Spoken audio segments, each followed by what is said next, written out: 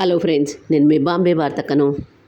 నవరాత్రులు వస్తున్నాయి కదా, నాన్ వెజ్ను తలపించే రుచులతో ఇలా చేసుకొని తినండి. కిట్టి పార్టీస్ కానీ, గెట్ టుగెదర్ కానీ, సండే స్పెషల్స్గా కూడా ఇలా చేసుకొని తినండి. Veg Manchow soup and fried rice ఎలా తయారు చేసుకుందామో చూద్దాం రండి.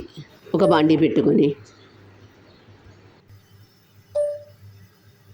2 టేబుల్ స్పూన్ల ఆయిల్ వేసుకొని, ఆయిల్ వేడైన తర్వాత సన్నగా కట్ చేసుకున్న అల్లం ముక్కలు 2 టేబుల్ స్పూన్లు వేసుకొని, సన్నగా కట్ చేసుకున్న వెల్లుల్లి ముక్కలు 2 టేబుల్ స్పూన్లు వేసుకొని, ఇవి కొద్దిగా వేగిన తర్వాత ఇందులో సన్నగా కట్ చేసుకున్న పావు కప్పు క్యాబేజీ ముక్కలు వేసుకొని, క్యాబేజీ ముక్కలు వేసుకున్న తర్వాత కొద్దిగా వేగిన తర్వాత వర్షం పడుతున్నప్పుడు కూడా ఇలా వేడిగా మ్యాంచో సూప్ చేసుకొని తాగండి, ఎంతో బాగుంటుంది. అల్లం, వెల్లుల్లి, క్యాబేజీ ముక్కలు కొద్దిగా వేగిన తర్వాత ఇందులో సన్నగా కట్ చేసుకున్న పావు కప్పు క్యారెట్ ముక్కలు వేసుకోండి. సన్నగా కట్ చేసుకున్న క్యారెట్ ముక్కలు కొద్దిగా వేగిన తర్వాత సన్నగా కట్ చేసుకున్న పావు కప్పు బీన్స్ ముక్కలు వేసుకోండి.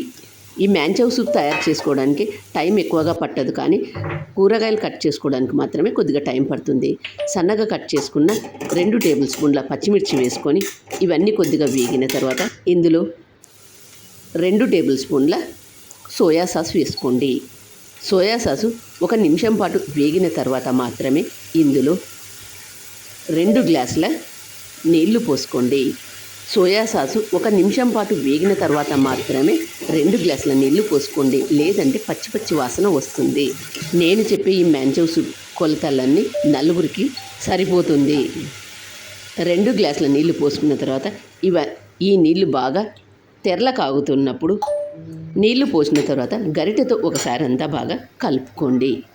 సూపుకు చిక్కదనం రావాలి అంటే ఇప్పుడు ఇందులో ఒక గిన్నె తీసుకొని ఇందులో 4 టేబుల్ స్పూన్ల కార్న్ఫ్లోర్ పౌడర్ వేసుకొని కొద్దిగా నీళ్లు పోసి అంతా ఒకసారి ఎక్కడ ఉండలు లేకుండా బాగా కలుపుకోండి.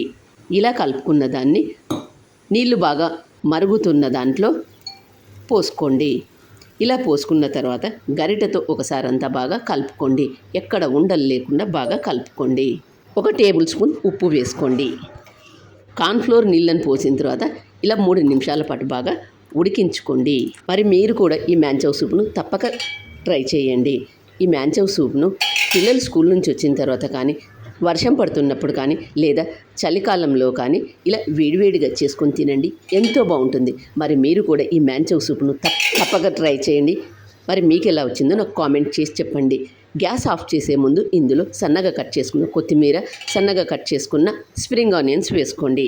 సర్వ్ చేసుకునేటప్పుడు దీన్ని ఒక బౌల్లోకి తీసుకొని హక్కా నూడిల్స్ను ఆయిల్లో ఫ్రై చేసుకున్న హక్కా నూడిల్స్ను వేసుకొని, కొద్దిగా డార్క్ సోయా సాసు, 3 టేబుల్ స్పూన్ల వెనిగర్ తీసుకొని అందులో సన్నగా కట్ చేసుకున్న పచ్చిమిరపకాయలు వేసుకోండి.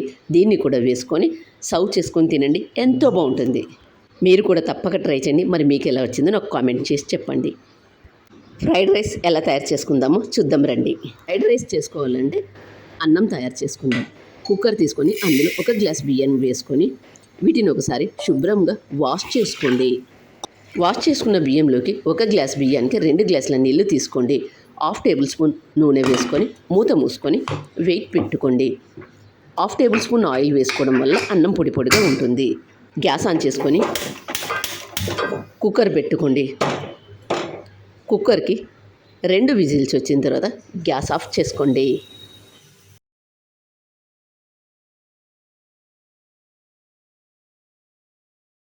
కుక్కర్కున్న ఆవిరంతా పోయిన తర్వాత మూత తీసి చూద్దాం. చూడండి, అన్నం ఎంత పొడిగా ఉందో. దీన్ని ఒక ప్లేట్లోకి తీసుకుందాం. గ్యాస్ ఆన్ చేసుకొని ఒక బాండీ పెట్టుకొని అందులో 3 టేబుల్ స్పూన్ల ఆయిల్ వేసుకొని, ఆయిల్ వేడైన తర్వాత మీడియం సైజులో కట్ చేసుకున్న క్యాబేజ్ ముక్కలు పావు కప్పు వేసుకోండి. ఇవి కొద్దిగా వేగిన తర్వాత ఇప్పుడు ఇందులో 2 క్యారెట్లను తీసుకొని వాటిని 1 ఇంచ్ ఉండేటట్లు కట్ చేసుకొని వాటిని వేసుకోండి. క్యారెట్ ముక్కలు కొద్దిగా వేగిన తర్వాత ఇప్పుడు ఇందులో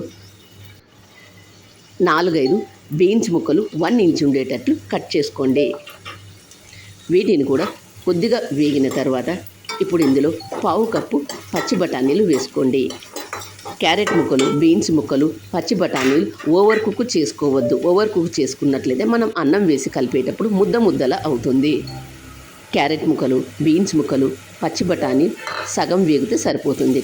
ఇలా వేగిన తర్వాత ఇప్పుడు ఇందులో 2 పచ్చిమిర్చిని పొడువుగా కట్ చేసుకొని వేసుకోండి. ఉప్పు 1 టేబుల్ స్పూన్ వేసుకోండి. ఇవన్నీ కొద్దిగా వేగిన తర్వాత ఇప్పుడు ఇందులో పొడువుగా కట్ చేసుకున్న క్యాప్సికమ్ ముక్కలు 1/2 కప్పు వేసుకోండి. క్యాప్సికమ్ త్వరగానే వేగుతుంది కాబట్టి క్యాప్సికమ్ను లాస్ట్లో వేసుకోండి. ఇవన్నీ కొద్దిగా వేగిన తర్వాత ఇప్పుడు ఇందులో fried rice masala 2 table spoons వేసుకోండి. అంతా ఒకసారి బాగా కలుపుకొని ముందుగా మనం తయారు చేసి పెట్టుకున్న ఈ అన్నాన్ని ఇందులో వేసి కలుపుకోండి. రైస్ ఐటమ్స్ చేసేటప్పుడు ఎప్పుడైనా కానీ అన్నం పొడిగా ఉంటే బాగుంటుంది. పులిహోర, లెమన్ రైస్, వాంగీబాత్ ఇలాంటివి చేసేటప్పుడు కొద్దిగా ఆయిల్ వేసుకోండి. అప్పుడు అన్నం పొడిగా ఉంటుంది. అన్నం వేసి బాగా కలుపుకున్న తర్వాత గ్యాస్ ఆఫ్ చేసే ముందు ఉప్పు సరిపోయినది లేనిది ఒకసారి చెక్ చేసుకోండి. గ్యాస్ ఆఫ్ చేసే ముందు సన్నగా కట్ చేసుకున్న కొత్తిమీర, సన్నగా కట్ చేసుకున్న స్ప్రింగ్ ఆనియన్స్ వేసుకోండి. ప్లేట్లో ఇలా సర్వ్ చేసుకొని తినండి. Manchow soup, veg fried rice, noodles వేసుకొని సర్వ్ చేసుకొని తినండి. ఎంతో బాగుంటుంది. మరి మీరు కూడా తప్పక ట్రై చేయండి. నవరాత్రులు వస్తున్నాయి కాబట్టి నాన్ వెజ్ను మైమరిపించే రుచితో ఇలా చేసుకొని తినండి. ఎంతో బాగుంటుంది. మరి మీరు కూడా Manchow soup, veg fried rice చేసుకొని తినండి. మరి మీకు ఎలా వచ్చిందో నాకు కామెంట్ చేసి చెప్పండి. నా ఛానల్ కొత్తగా చూసేవాళ్ళు సబ్స్క్రైబ్ చేసుకోండి. మరొక కొత్త రెసిపీతో మీ ముందుకు వస్తాను. వీడియో నచ్చినట్లయితే ఒక లైక్ వేసుకోండి. మీ ఫ్రెండ్స్కు, రిలేటివ్స్కి షేర్ చేయండి. Thank you for watching.